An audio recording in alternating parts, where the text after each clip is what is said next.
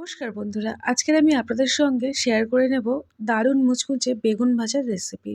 আপনারা অনেক রকমভাবে বেগুন ভেজে খেয়েছেন, আপনারা সবাই জানেন বেগুন ভাজা করতে।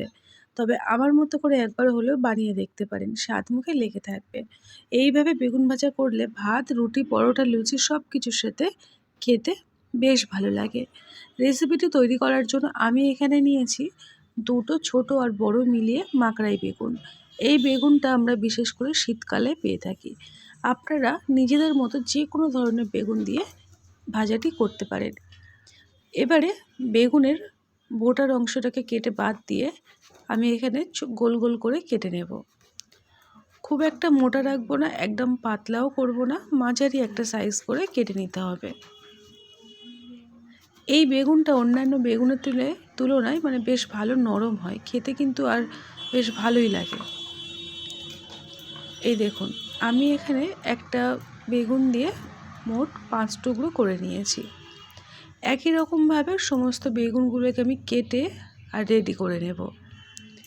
এই দেখুন, খুব একটা মোটা নয় আর একদম পাতলাও নয়। একটা পাত্রের মধ্যে বেগুনগুলোকে আমি ভালো করে কেটে ধুয়ে রেডি করে নিলাম। এবারে আমি বেগুনের মধ্যে দিয়ে দেব প্রয়োজন মতো লবণ। লবণটা ভেবেচিন্তেই দিতে হবে, কেন খুব একটা বেশি হয়ে গেলে কিন্তু বেশ খেতে বেশ ভালো লাগবে না। এবারে আমি দিয়ে দেবো এর মধ্যে পরিমাণ মতো হলুদ গুঁড়ো আর দিয়ে দিলাম পরিমাণ মতো লাল লঙ্কার গুঁড়ো। ঝালটা নিজেদের মতো কম বেশি করে নিয়ে নেবেন, তবে এইভাবে একটু বেশ হলুদ গুঁড়ো আর লঙ্কার গুঁড়ো বেশ মাখামাখাভাবে মেখে রান্না করলে বেগুন ভাজাগুলো কিন্তু বেশ টেস্টি খেতে হয়। এবারে পরিষ্কার হাতে খুব ভালো করে বেগুনগুলোকে ম্যারিনেট করে নিতে হবে। এইভাবে ম্যারিনেট করে মোটামুটি 5 মিনিট রেখে দেব। এই দেখুন, বেগুনের দুটো পিঠ আমি খুব ভালো করে মশলা মাখিয়ে নিলাম। এবারে এটাকে আমি সাইড করে দেব, দিয়ে আরও একটা আলাদা পাত্র নেব। এর মধ্যে আমি দিয়ে দেব ছোট্ট চামচের, চামচ নয় ঠিক ছোট্ট হাতার 1 হাতা পরিমাণে চালের গুঁড়ো। আরও 1 হাতা পরিমাণে চালের গুঁড়ো নিয়ে নিলাম। এবারে আমি এর মধ্যে দিয়ে দেব বেসন। আমি এখানে 2.5 হাতা চালের গুঁড়োর জন্য 1.5 হাতা পরিমাণে বেসন ব্যবহার করলাম। লবণ দিলাম, হলুদ গুঁড়ো দিয়ে দিচ্ছি, লাল লঙ্কার গুঁড়ো দিচ্ছি, আর দিয়ে দিচ্ছি জিরে গুঁড়ো, আর দিয়ে দিলাম ধনের গুঁড়ো। এবারে সমস্ত উপকরণ পরিষ্কার হাতে খুব ভালো করে ম্যারিনেট করে নিতে হবে, মিশিয়ে নিতে হবে। এই দেখুন, হাতের সাহায্যে এইরকম ভালো করে আমি সমস্ত কিছু মিশিয়ে নিলাম। এবারে যে বেগুনটাকে আমি লবণ, হলুদ আর গুঁড়ো লঙ্কা মাখিয়ে রেখেছিলাম মশলা, সেটাকে নিয়ে একটা পিঠ উল্টে আরও একটা পিঠ উল্টে নেব। এইভাবে প্রত্যেকটা বেগুনকে কোট করে নিতে হবে।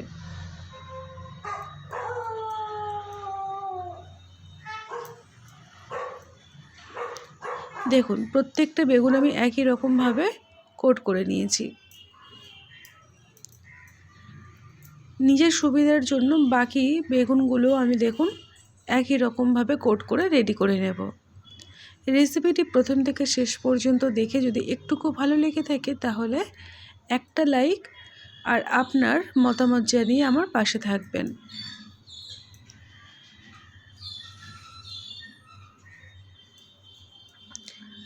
আমি আরও কয়েকটা বেগুন আপনাদেরকে কোট করে দেখিয়ে দিচ্ছি ঠিক কীভাবে তৈরি করতে হবে।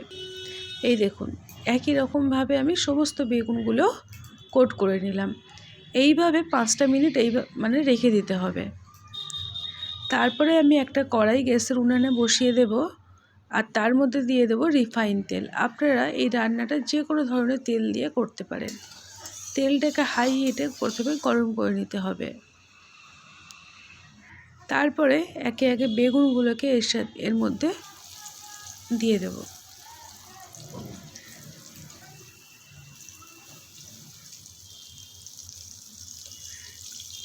একই সঙ্গে মোটামুটি 4টে বেগুন আমি ভেজে নেব। অনেকে আছেন যারা বেগুন ভাজা খেতে একদম বেগুন জিনিসটাই পছন্দ করে না, তাদেরকে একবার হলো এই রকম মুচমুচে করে বেগুন ভাজা করে দেবেন, দেখবেন তারাও কিন্তু বেগুনের খেতে মানে বলবে, বারে বারে খেতে আর্জি করবে।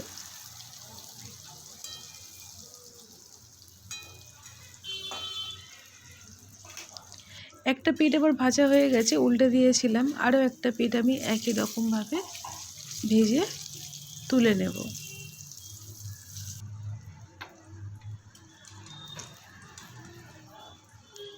দেখুন বেগুনগুলো আবার ভাজা হয়ে গেল। এবার আমি একটা একটা করে তেল জড়িয়ে তুলে নেব।